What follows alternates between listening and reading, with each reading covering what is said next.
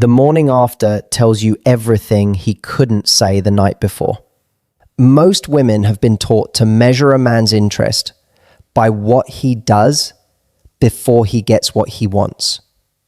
But the truth, the real, unfiltered truth, is that his behavior the morning after intimacy is the most honest window into how he actually feels about you. Because the performance is over. The chase is done. The version of himself he was carefully presenting on dates, in texts, over dinner, that version is still asleep. What's left is just him. Real, unguarded, unscripted. And that man, he cannot hide how he actually feels. If you've ever lain awake in the early morning hours next to someone, heart quietly racing, wondering, does he see me as something real? Or was this just a night to him?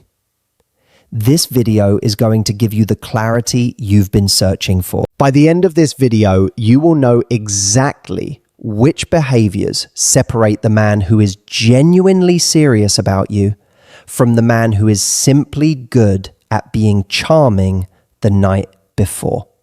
And once you see the difference, you will never spend another morning guessing.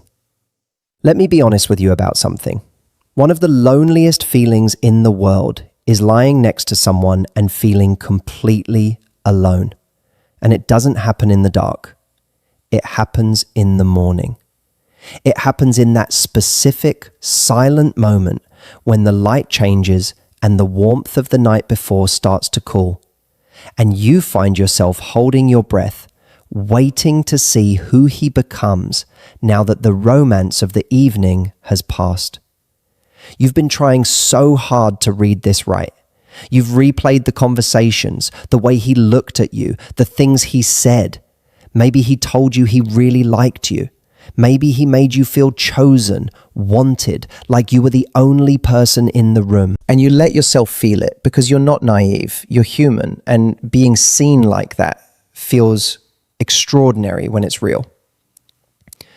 But then the morning comes and something shifts. Maybe it's subtle. Maybe you can't even name it exactly. Just a feeling in your chest that says, this doesn't feel the same as last night. He's on his phone.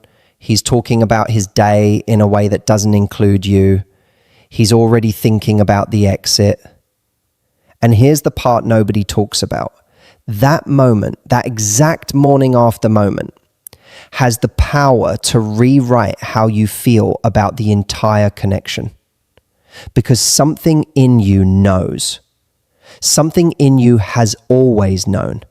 You just needed someone to explain what you were seeing. Here's the mistake so many women make.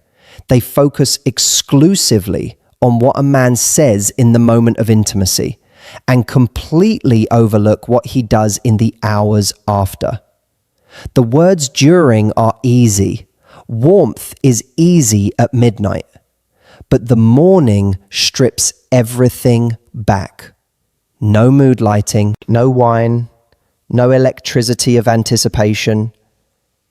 Just him, just you, and the quiet truth of how he sees this.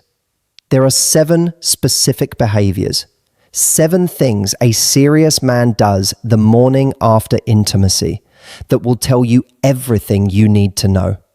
Not what he says, what he does. Because actions in those vulnerable morning hours are never an accident. They are always a revelation. Let's go through them. I want you to notice something the next time you wake up next to a man. Notice what the very first thing he reaches for is. Because in 2024, the most automatic, unconscious thing most people do upon waking, before they've even fully opened their eyes, is reach for their phone. It's practically a reflex now. A notification check, a scroll, a disappearance into the screen. It's not malicious. It's just habit. But here's what's important. A man who is genuinely invested in what's happening in the room disrupts that habit. Not because he planned to, because something in him doesn't want to leave. When a man who is serious about you wakes up beside you, there is a pull toward presence that overrides the pull toward the phone. He turns toward you first.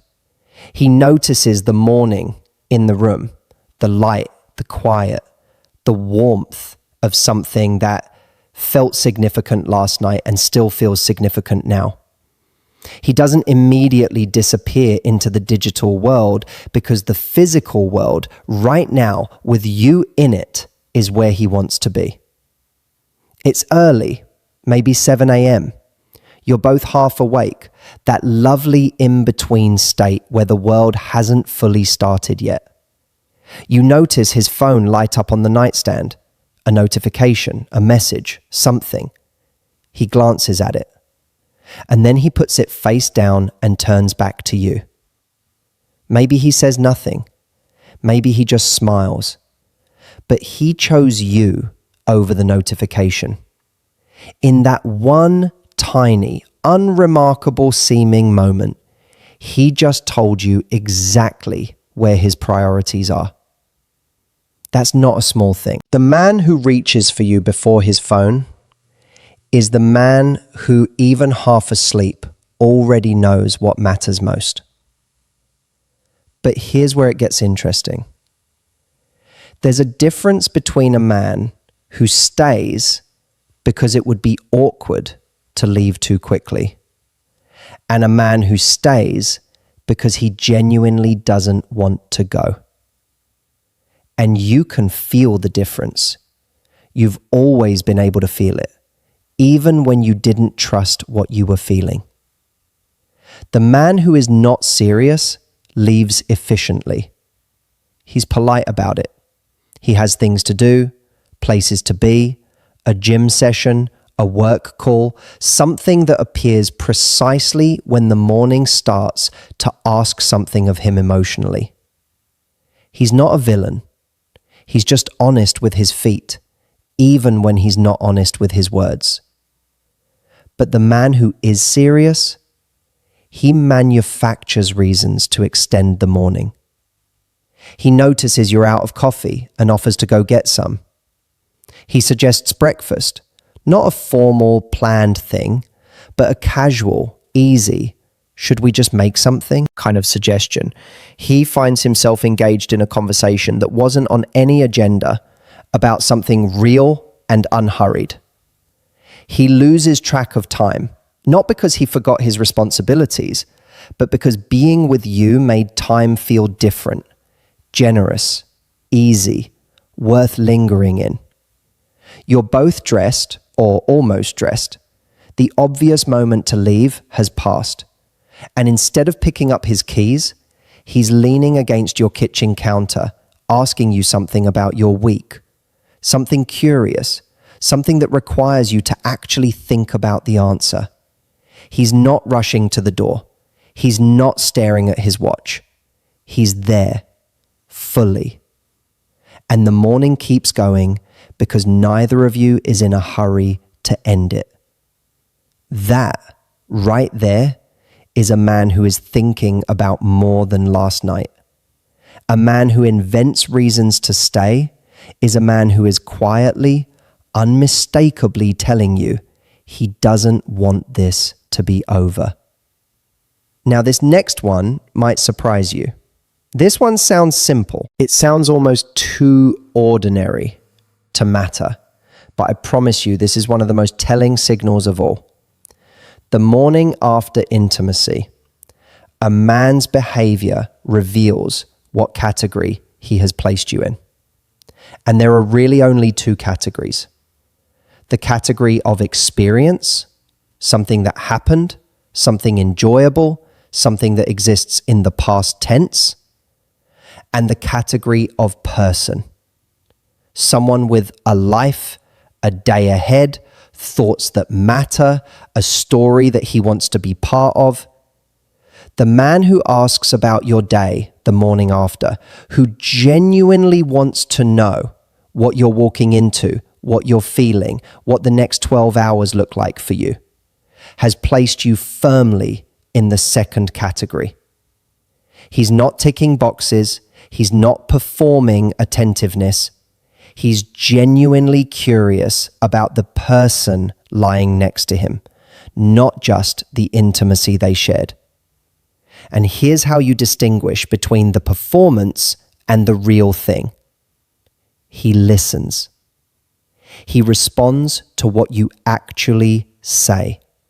He asks a follow-up question. He remembers something you mentioned before and connects it to what you're telling him now. The conversation has continuity. It has weight. It feels like the beginning of something, not the tail end. You mention you've got a difficult meeting this morning, something you've been anxious about. You say it almost in passing, not as a bid for reassurance, just as part of describing your day. And he pauses. He asks what it's about. He says, genuinely and without ceremony, "You'll handle it. But tell me, what's the worst part of it for you?" He's not solving it. He's not dismissing it. He's sitting with you in it for a moment, making room for it, making room for you. That is a man who sees you as a person he wants to know, not just a night he wanted to have. The man who asks about your Tuesday morning is already thinking about your Thursday, your Saturday, and the version of you he hasn't met yet. And if you think that was powerful, wait for this. This is the one I want you to feel deeply. Because this is the behavior that separates genuine tenderness from performance. And it is the most beautiful signal there is. There is a specific kind of physical affection that exists purely for its own sake. Not as a prelude, not as a transaction, not building toward anything. A hand resting on the small of your back while you stand at the window. A kiss on the top of your head while you're both still half asleep. His arm around you while you're just talking, just being, not going anywhere in particular. Warmth that exists for no reason other than the fact that he wants to be near you. This kind of affection is extraordinarily revealing because it strips away any possibility of ulterior motive. He isn't touching you to get something. He's touching you because proximity to you is something he values.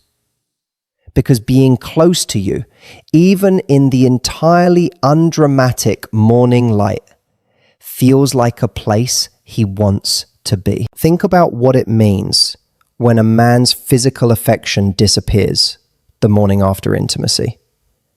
When he's suddenly across the room. When the warmth that felt so easy last night is now somehow awkward. When his body language has shifted from open to closed without anything happening to cause it. That shift tells a story.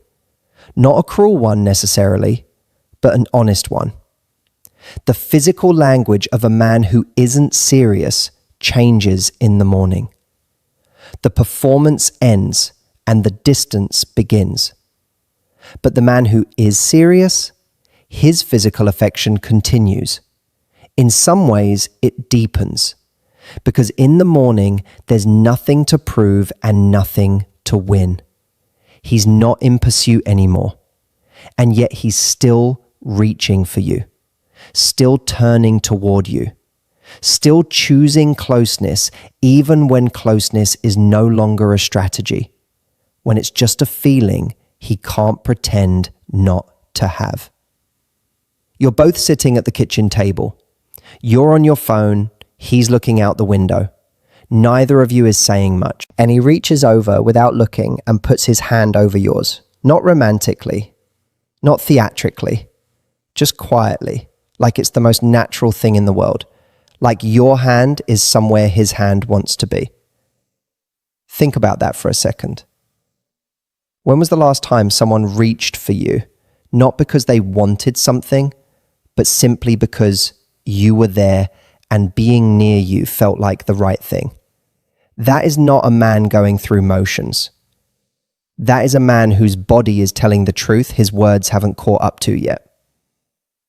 Affection with no agenda is the purest form of I want you in my life, not just in my night. Now, we're more than halfway through, and what's coming next is the piece most people completely overlook. This one requires you to pay attention to something a little more nuanced. Not just what he does, but how attuned he is to how you're feeling. The morning after intimacy is, for many women, emotionally complex. You've been vulnerable. You've opened yourself up in a specific and significant way. And there's a part of you, even if you feel wonderful, even if the night was everything, that's watching to see how he handles that vulnerability now that the night is over. Watching to see if he's careful with it. A serious man senses this. Even if he's not an overtly emotionally articulate person, even if he's not someone who talks about feelings easily, he senses that this morning has a particular emotional texture, and he is careful within it. He doesn't say anything dismissive. He doesn't make a joke that would make you feel reduced. He doesn't reference what happened in a way that makes you feel like a story he'll tell. He treats the intimacy you shared as something that belongs to the two of you, something private, something worth protecting. More than that, if you seem quiet, he notices. If you seem uncertain, he moves toward that uncertainty rather than away from it. He creates enough safety that you don't have to perform happiness you don't feel. He makes room for the real morning, not just the Instagram perfect version of it. You wake up feeling a little tender. Maybe the emotional weight of everything is sitting on you slightly. You're not sad exactly, just feeling full, sensitive. And he picks up on it without you saying a word. He doesn't push or interrogate. He just adjusts. He makes the space quieter. He moves slower. He makes you tea without being asked and sets it next to you and says, "You okay?" with exactly the right gentleness. Not performing care, offering it. And in that offer, you feel something settle. Something that says, he sees me. Not just the good version of me, the real one. And he's not running. The man who guards your heart the morning after is the man who understood from the very beginning that you were worth guarding. But here's where it gets even more powerful. We talked in a previous video about the word we and how powerful it is when a man starts using it naturally. The morning after intimacy is one of the clearest places to see this in action. When a man is serious about you, the future doesn't feel threatening to bring up. It feels natural. He mentions something you should do together.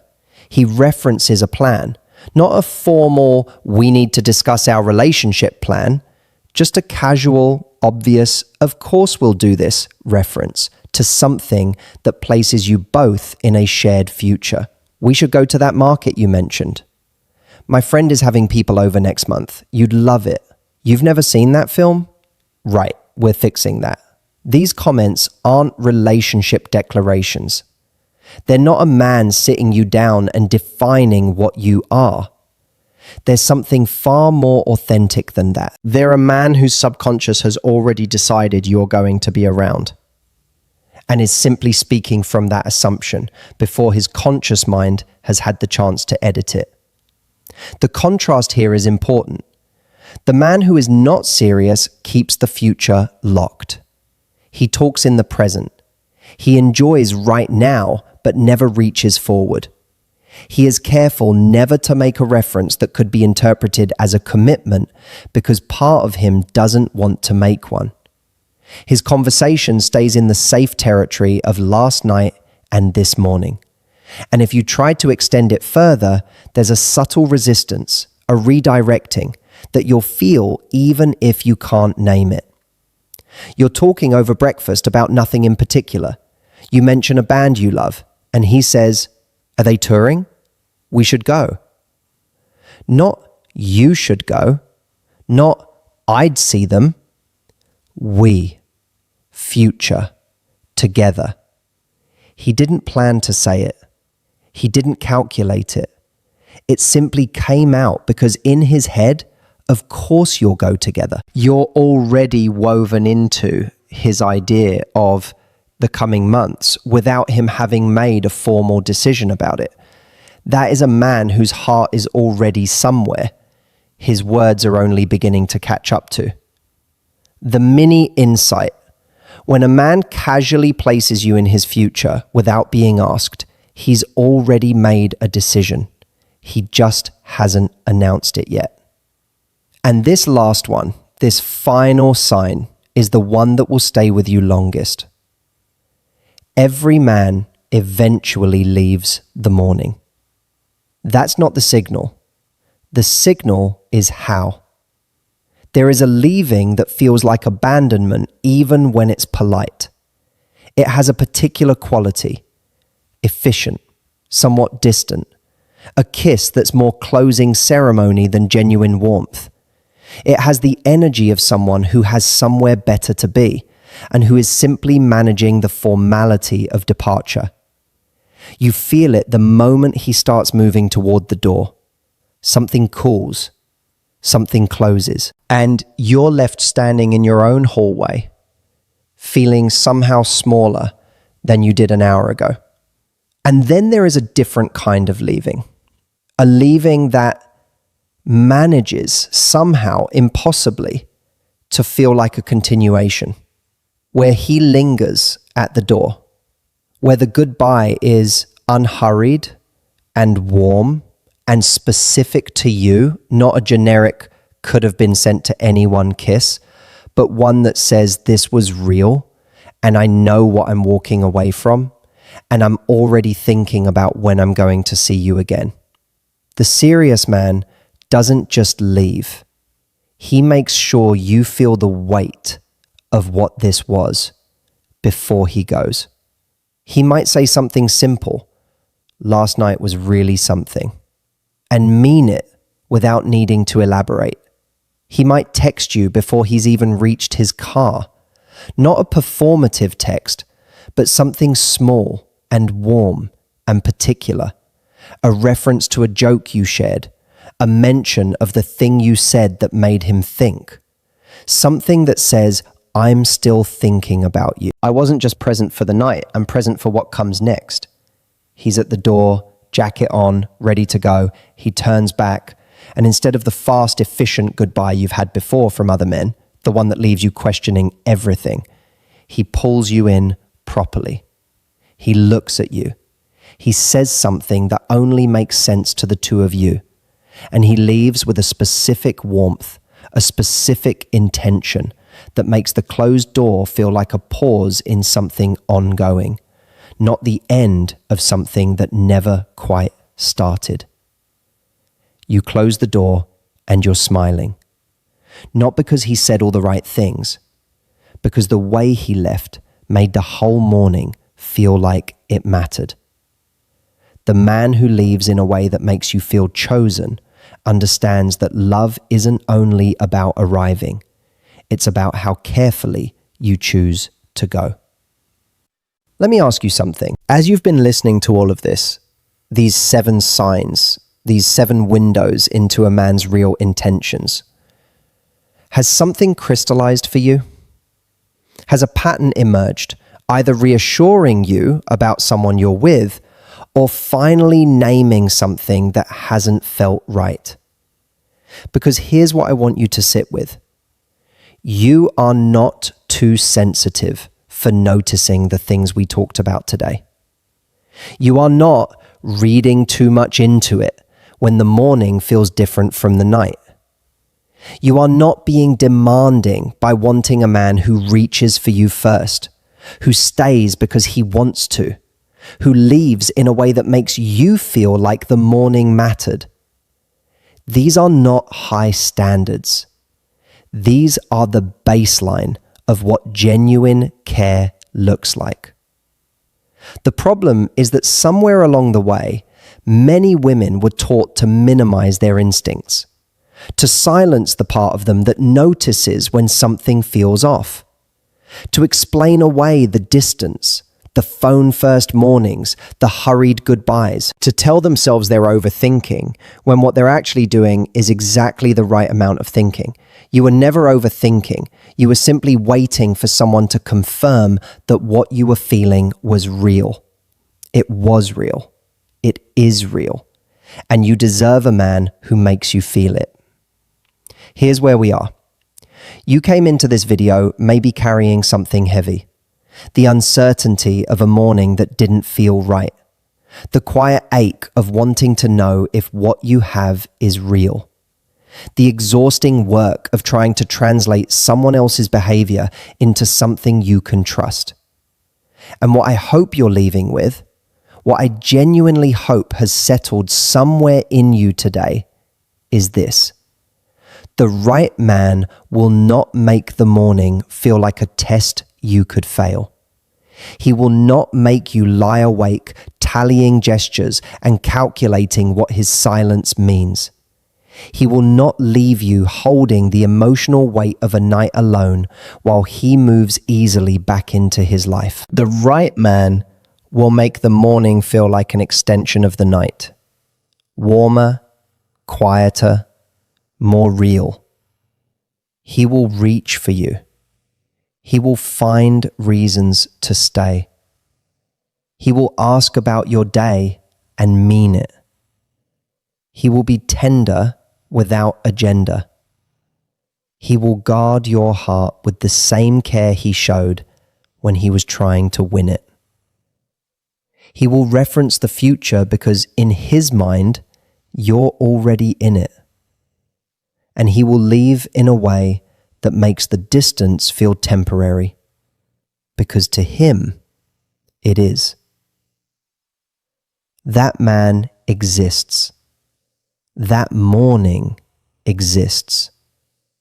And if what you have right now doesn't feel like that, if you are working too hard to decipher something that should feel simple, then I want you to hear this clearly. You are not the problem. You are not too much or too needy or too focused on the future. You simply haven't yet found the person for whom being with you is the obvious, easy, natural choice. Keep your standards. Keep your self-respect. Keep that quiet, knowing part of you that notices when something is off.